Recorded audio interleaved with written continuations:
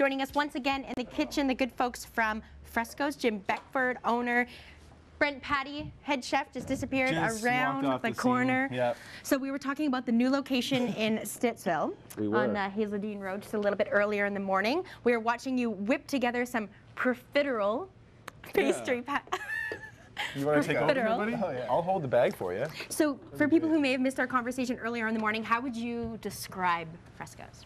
It is a contemporary Italian menu, basically. It's a casual fine dining establishment, so you're going to feel very comfortable in there. It's got a nice mix of the elements. The new location is sort of like a more of a polished, grown-up version of the location we have on Elgin Street, which is a little bit more urban, a little more rugged.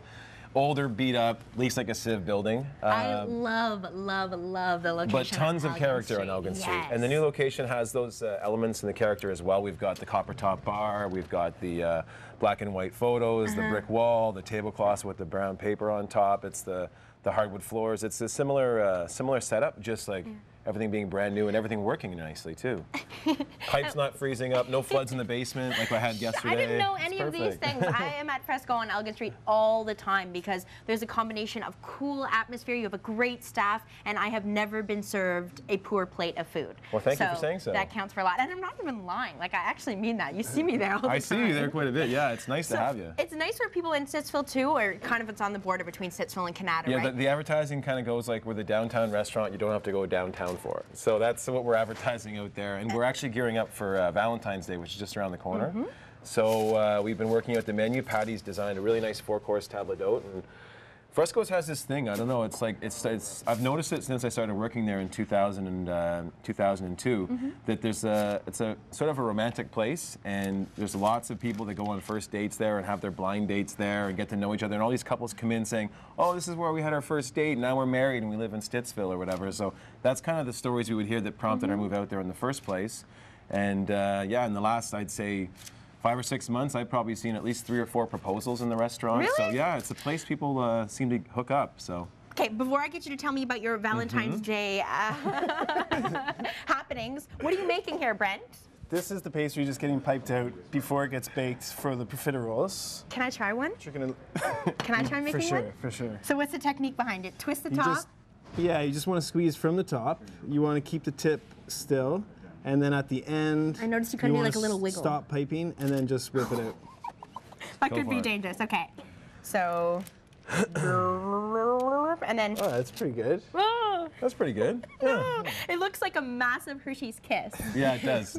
So now, because I've done the majority of the talking, we're almost out of time. The fundraiser that you just held. Yeah, on Monday we had our grand opening party. So we decided to do it on the night of the First Sense home opener, which we thought was fitting because we're so close to it, and you know, hockey being a big part of the business community in Canada for the restaurants and the bars and everything. So we organized our grand opening to be on that day, and we held a fundraiser to benefit the Royal Ottawa Foundation for Mental Health, which is a very important foundation, and a lot of good people are involved in that. So we definitely jumped on board, and we raised some money for those people, had a silent auction, and invited a lot of the local business community people involved, and city councilor from the ward was there, and we had lots of great guests, so we were happy to there you go. We're doing dessert for you guys. Jeff smelled the food and came over. Brent, what's on this side, the savory profiterole?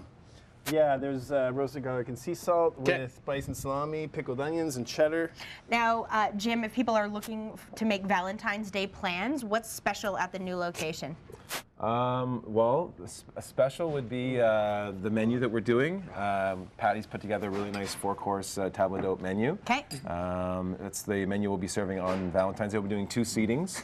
So yeah, I mean, basically we're getting folks to. Usually we do online reservations, but everyone this time is going to have to call in for their bookings. And happy hour, is that every day or just weekdays? We're doing happy hour in Canada. We figured people would rather be sitting and having some nice food. We're doing a small plates menu, everything under $10, Monday to Friday from 4 to 6. Okay. And a daily cocktail feature. So we're trying to get folks to skip the rush hour traffic and come join us for a couple hours of good eats and good times.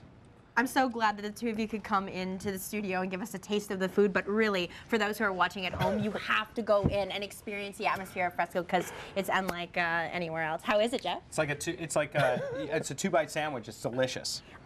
Savory is good, but sweet is better. Yes. So Look at that. You boys have that. probably I'm just can't gonna eat that, run eh? off. No, you need help with that.